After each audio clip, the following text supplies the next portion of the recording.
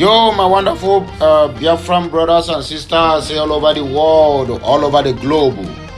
This one, now your one and only, your brother, your sister, that's your uncle, that's your medial professionalist, Okute Dele Toko. I don't land this morning like Land Rover, or I don't land this morning like Allen Onyema private jet, where they come back from Sudan. To make on I hear this breaking news.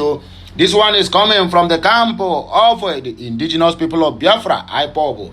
Biafra Heroes and Heroines Day, and why we shall never forget our crucible. So this one, now the according to the news and according to the information reaching me, we are going to be memory or candle service for our fallen heroes in this month of May. On the 30th of month of May, in case you never hear about it, please make it a remembrance day for to remember all our fallen heroes, starting from those people who sacrificed their life and their freedom and even their family and their generation for also to be standing today to talking about Biafra restoration and the rest of it. So my wonderful people, please, I don't want to waste much of our time as we are about to proceed this very morning.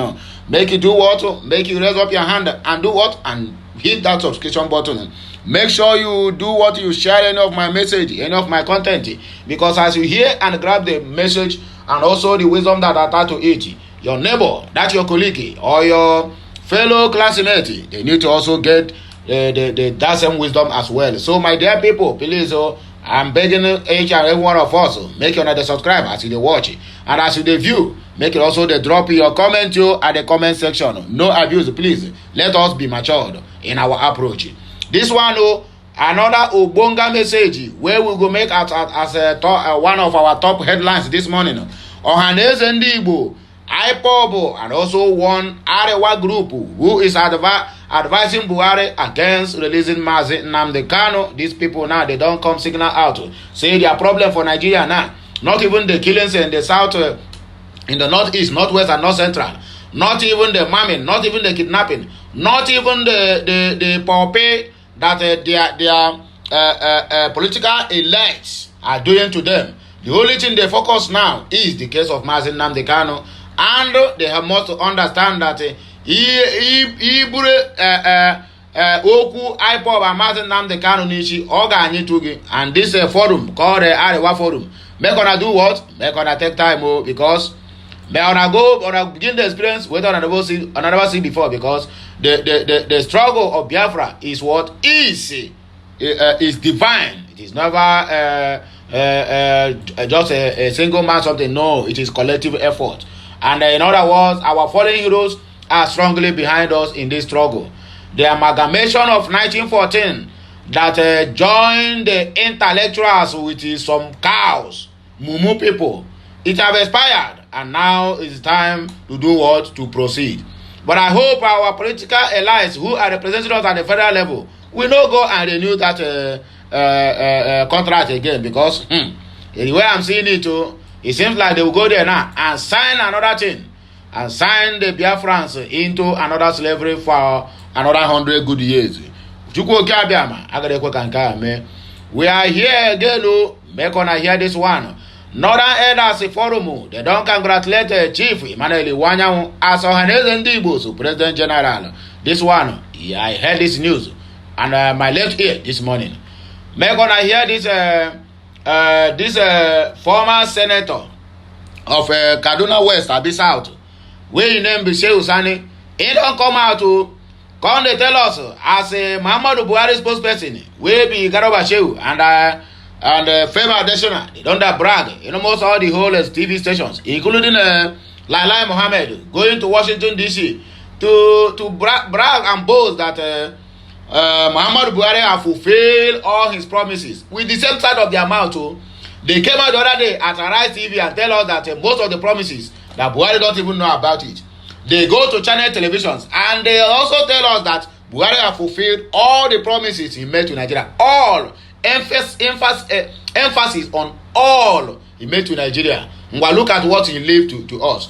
He made us to understand before his inception, 2015, that we will going to see the change. And the change is what he left for us, because he never left the country the way he met us.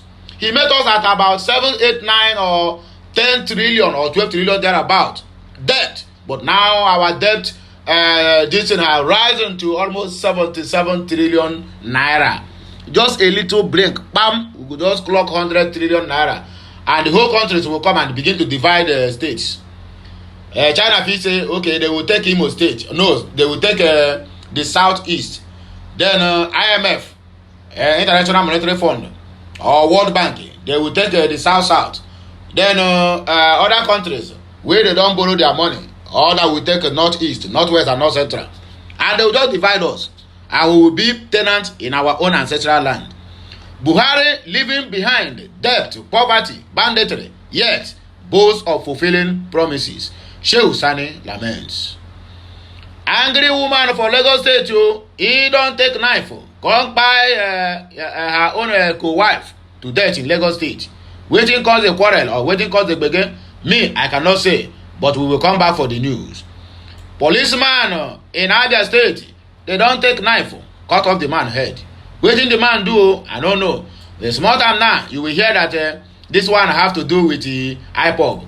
They will not let you know that it's unknown gunmen, but they will call Ipob. That is what we are saying.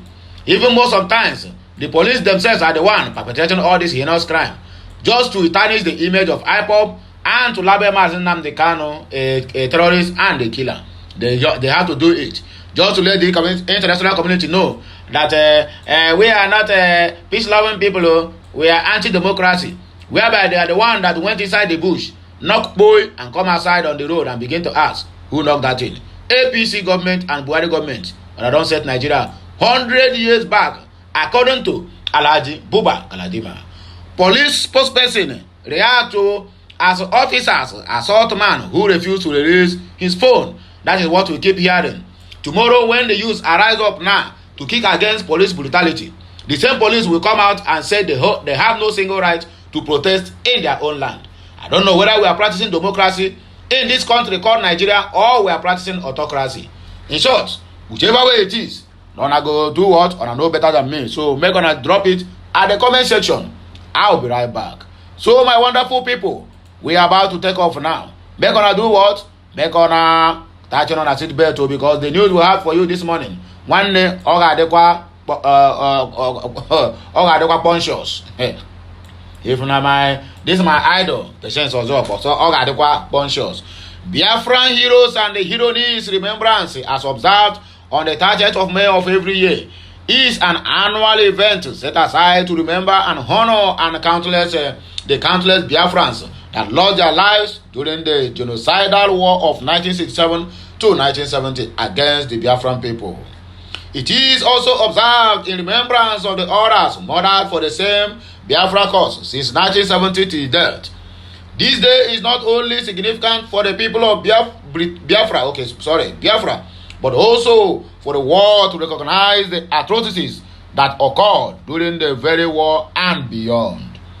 The Biafran genocidal war was a result of political, economic, and cultural differences that existed between the northern, western Nigeria and the eastern region that is predominantly Igbo. The then government of the old eastern region, led by Colonel Chukwuemeka Odumegwu Ojukwu, declared its independence from the Nigeria and formed the Republic of Biafra on May 30, 1967. To which the Yakubu Gowon-headed Nigerian government responded with military action, leading to a brutal 3-year civil war that claimed millions of lives, mostly civilians, in the Biafran region.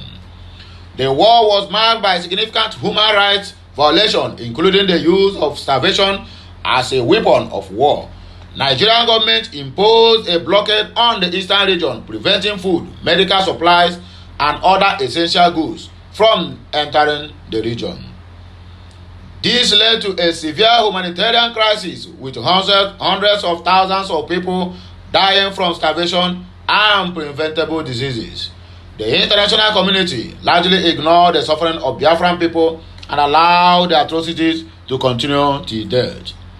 After the 3 years of brutal warfare, the Biafran forces were defeated because the international aid that Nigeria had to their advantage, and the Republic of Biafra was reintegrated into Nigeria. However, the end of the war did not bring an end to the suffering of the Biafran people, nor was it the cause of the war redressed. Nigeria government implemented policies that discriminated against the Igbo people, who were viewed as the instigators of the war. Igbo people are denied access to the government positions, education, and other opportunities, all with the intention to sustain a cycle of poverty and marginalization. Still yet, the Igbos are still wallowing in greatness. The 30th day of May, Biafran Heroes and Heroines Remembrance Day, is observed since 2014, as actuated by Mazi Nnamdi Kanu, leader of the indigenous people of Biafra, Ipob. This annual observance usually plays the role of a reminder of the atrocities committed during the war and the ongoing struggle for recognition and justice, because we will never forget. It is a day we compare the war to reflect on the devastating impact of war on civilians and the importance of human rights. It is also a day to remember the resilience and strength of the Biafran people, who endured unimaginable sufferings and losses during the war. This day is observed through various activities, including prayer seasons, candle light vigils, and speeches by community leaders and activists. It is an opportunity for the Igbo people to come together to honor their fallen heroes and to recommit to the fight for justice and equality. It is also a day for the world to listen to the voices of Biafran people and to stand in solidarity with them in their quest for recognition and justice. In other words, Biafran Remembrance Day is a day of mourning, reflection, and renewed commitment to the cause of justice and equality for the Igbo people. It serves as a reminder of the atrocities committed during the Nigerian Civil War and the ongoing struggle of the Igbo people for recognition and justice. The world must continually be reminded of the suffering of the Biafran people and made to support their quest for justice and equality. We shall emerge triumphant from this ordeal, and through the crucible unscattered, we will do what? We will pass. When we are poised with the wounds of battle to heal, we shall remember those who died in masses. Then shall our trumpets peal the glorious song of victory with scored might and wrong. Writing by Oblose Chidebere, and this message is edited by Oga C.S. Madabuchi for the Family Writers Press International of Biafra land. So my wonderful people, I don't hear this, make on do what? Remember this date, on the 30th of this month, there shall be a remembrance of our fallen heroes and the heroines. And it is involved prayer, candle night vigils, and many more activities that follows. To let the world know that whatever they are seeing today is what the Biafrans have passed through in the hands of Nigerian government, and they are still passing through till death. The marginalization, the killing, the maiming, the kidnapping, and forcibly trying to take our ancestral land by force by the Fulani Kabas and the jihadists.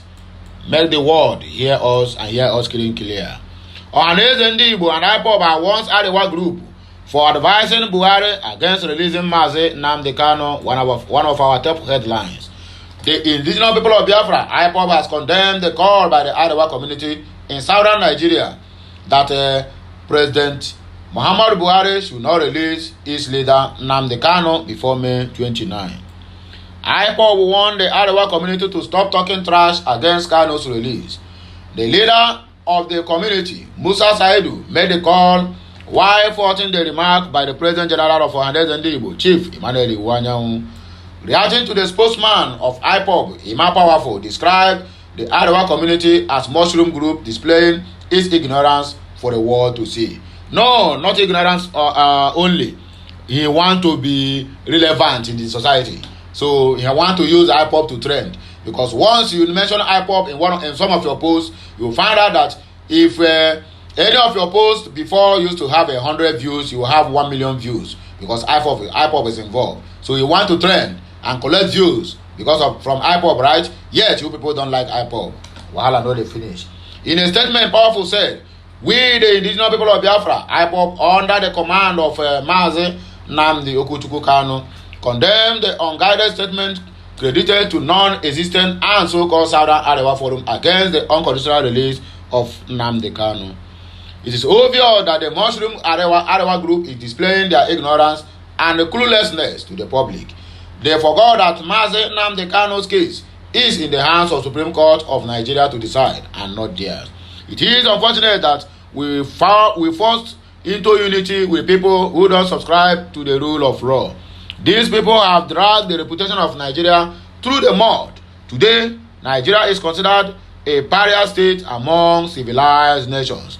Ipob informed the Arewa group that Kanu's case has both local and international ramifications. In other words, it is in nobody's hand to decide other than the court to decide whether to free Mazi Nnamdi Kanu or not.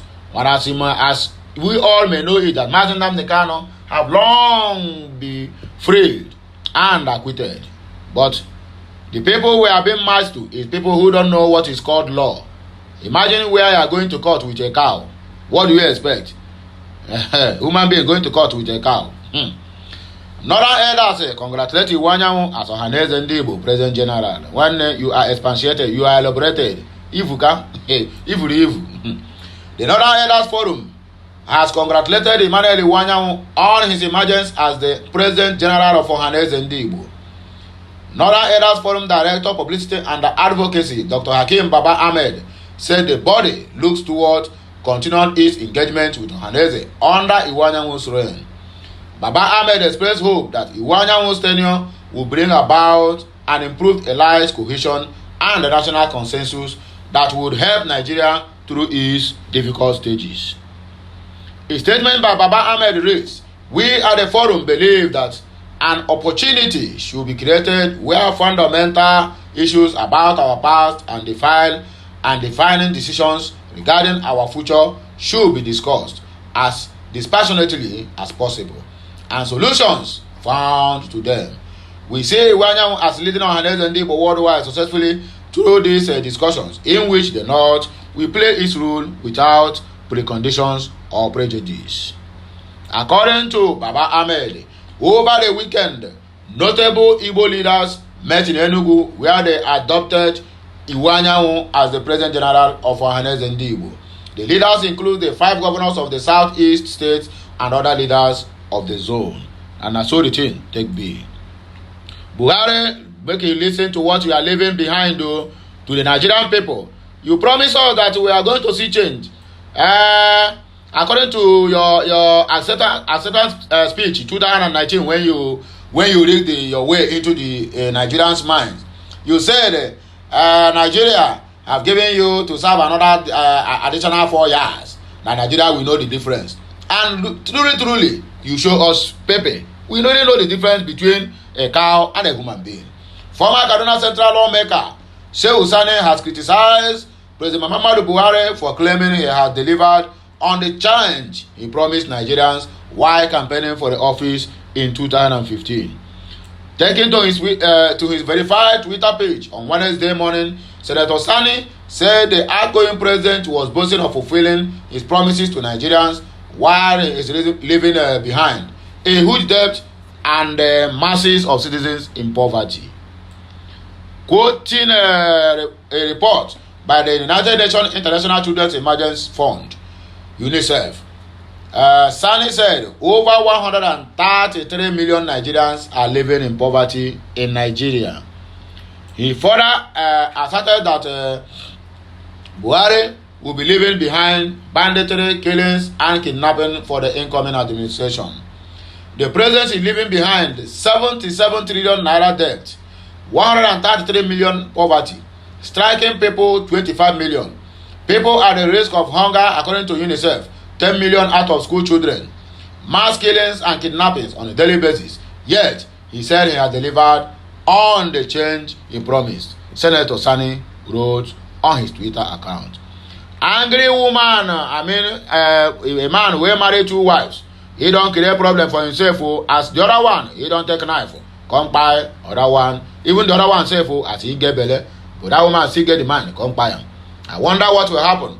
The sentence of this woman supposed to be ×3, because she don't buy 2 people, including her own self. A 42-year-old woman identified as Fatima Rahman has been remanded at Ikoyi Custodial Center over the alleged murder of her co-wife, Adizat, at her residence in Alejo Street, Ijede, in Ikorodu area of Lagos State. The suspect, who is reportedly from the Czech Republic, Chineke, was arraigned on Tuesday before Magistrate P.E. Nwaka at Magistrate Court sitting in Yaba on 1-count charge of murder. Rahman, who was angry that her husband took a second wife, had allegedly visited the pregnant woman under the guise that she is a nurse and went on to stab her to death. She was said to have been angry when she learned that her husband had married another wife, a Chadian in Nigeria. The accused reportedly visited the pregnant woman in her residence under the guise of being a nurse and stabbed her to death. A neighbor of the deceased who saw her when she arrived at the residence raised the alarm after deep wounds were found on the deceased's neck and head. According to the prosecutor, Thomas Nuruddin, the defendant committed the offense on April 9 of 2023 and around 12:40 p.m. at 43 Alejo Street, Ijede Road, Ikorodu, Lagos State. The charge read that you, Fatima Abdul Rahman, on April 9, 2023 around 12:40 p.m. at 43 Alejo, Ikorodu, Lagos, in the Lagos Magisterial District, did unlawfully kill one Adizat Abdul Rahman, 28-year-old, by stabbing her with a knife and thereby committed an offense contrary to Section 222 and punishable under Section 233 of the Criminal Law of Lagos State, Nigeria, 2015. The prosecutor prayed the court to remind the defendant to a custodial center pending legal advice from the DPP, Directorate of Public Prosecution. Granting the request, Nwaka remanded her to the Ikoyi Custodial Center pending legal advice. Nwaka also adjourned the case till May 25, 2023 for trial to commence. Policeman, they don't come out in head though, use and come to play football for Aba at the stage. An officer of the Nigerian police force has been reportedly by in Abia State. The victim, simply identified as Linus, was reportedly killed by some unknown gunmen along East Street, Ndiegoro, Aba, Abia State. Nigeria News learned that Linus and his colleagues were at Tenant Road along East Street on Tuesday at about 5 a.m. in the morning when the assailant engaged them in a gunfire. On searching the hoodlums, other police officers on the team allegedly fled the scene while Linus, aka Abalaba, an assistant superintendent of the police, ASP, was attacked. According to Vanguard, the criminals do what? They buy the man and use the head of the ASP, and made away with his gun and service uniform. A resident who pleaded anonymity reportedly told journalists that the gruesome killing on Tuesday has caused tension among residents of the East Street, Ngwa Road, Akpo Road, Ndoki Street, HA Road, and Olash Road, all within the Ndi Egoro axis, as the criminals were said to have threatened to attack more policemen and residents. With what we heard, they said they have declared war on police and the residents. I don't know what happened, but the way they killed the policeman with his head removed and what we heard, they were shouting during the attack, so that there is a problem in Aba, the resident reportedly said. A retired police officer who pleaded anonymity saying that with the threat to attack more policemen in Aba, it is time the Inspector General of Police, the Commissioner of Police, and the other security heads pay attention to what is happening in Ndiegoro, especially the areas linking it with Obohil. He said the police officer that was killed along Tenant Road by East Street and his head being shaved off, his arms scattered away, and his uniform taken away as well. What does that tell you? The criminal activities are becoming too much. Yes, the commissioner of police in Abia is behaving as if nothing is happening, simply because na Igbos dey kill now. Who knows? Maybe the people who is dealing this in are still the same Fulani jihadists. We don't know, but time will tell. I don't know if the IGP is not getting reports of how these boys are causing fear and threatening his men on duty. Abandoning small police manpower. We have only 8 functional police stations policing urban areas of the 5 local governments in Aba here. To do the Ohoro Isim Mini Division, Ndegoro Division, Central Police Station, Orata Division, Eziama Division, Azoka Division, and Abai Division, and Osichoma Ngwa Division have the manpower and equipment to handle what is currently unfolding here. Even the presence of Mopo 55 Rapid Response Squad and in Eziama and the anti-kidnapping unit Aba Annex in Ndigoro boundary, which of whom is not enough. Aba is densely populated, and places like this Negoro and other side of the river Obohil and even Omonkama area crime prone. This is exactly why this city called Aba is not expanding. The IGP and the commissioner must act fast and take away these areas from the hands of criminals who have occupied them before it is too late. However, the State Police Command has not issued any official statement on the incident as of the time of reporting this news. Police spokesperson reacted as officer assault man who refused to release his phone. The police public relations officer Olumuyiwa Adejobi has called for an investigation into a viral video of his officers assaulting a man who refused to release his phone for a search. Najado reported that a Twitter user had on Wednesday shared the video of police officers assaulting a man and tagged the pages of the Nigerian Police Force and the Lagos State Police Public Relations Officer Benjamin Hundoye. The tweet reads, "No drugs, nothing, no evidence. Why asking for phone for no reason? I don't know why. Police Nigeria at Benjamin Hundoye." Reacting to the video, the force spokesperson Olumuyiwa Adejobi on Thursday urged Benjamin Hundoye to investigate the case and fish out the police officers who are doing this. He wrote, "Ben, fish out these policemen for investigation. We need to look into this, and the victim should send an SMS to me personally as I need some info from him or them. I am interested in this disgusting sin and drama. Thanks." So now, so this CP, Commissioner of Police, Lagos State, take talk for this matter. Where we say police don't turn what do they call it? You don't turn our youths now to what do they call it? What would I call it? To ATM machine anywhere you find them. Anywhere you find them at any given time, you keep on molesting them. Whereby the Inspector General of Police have announced on several occasions that nobody have any right to search citizens' phone. If you must do that, it must be with a search warrant. But police on the national road, police on every nooks and crannies, they don't abide to this what they call it, to this this order from the High Commission Inspector General of Police. So what are we going to say? It does it mean that they took these laws into their hand by doing it, or does it mean that they are orga at the top? Because all these people stop and search now, where they collect money anyhow from citizens.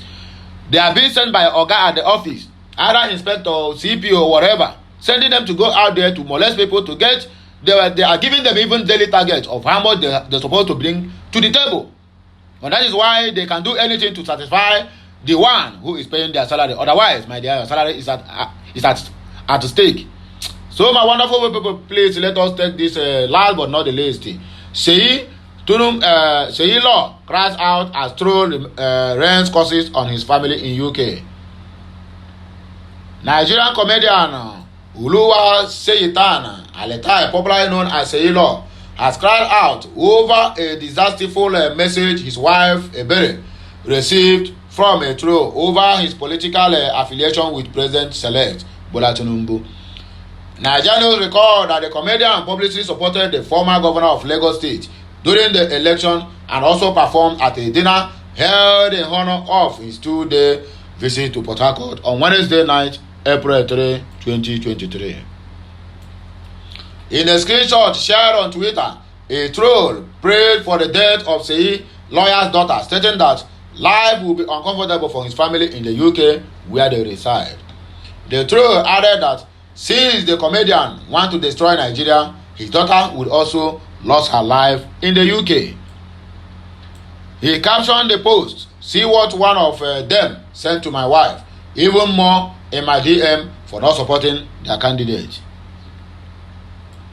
Tell your husband, UK no go contain honor. This your daughter must buy. Since you join the people destroying Nigeria and he carry honor go UK go hide. Now that same UK then go take buy this honor daughter," according to the guy or according to the message. Replying, Seyi Law replying, "See what one of them sent to my wife, even more in my DM for not supporting their candidate. Nobody is questioning you for not supporting their candidate, but they are questioning you for do what? To do what? To desist from supporting what is evil. Your time will favor this country." Meanwhile, Seyi Law recently welcomed the president-elect Asiwaju Bola Ahmed Tinubu back to the country after 1 month in France. In a tweet via his verified Twitter handle, the comedian prayed the tenure of Tinubu as the president will favor the country. Seyi Law also reaffirmed Tinubu as his choice of president-elect.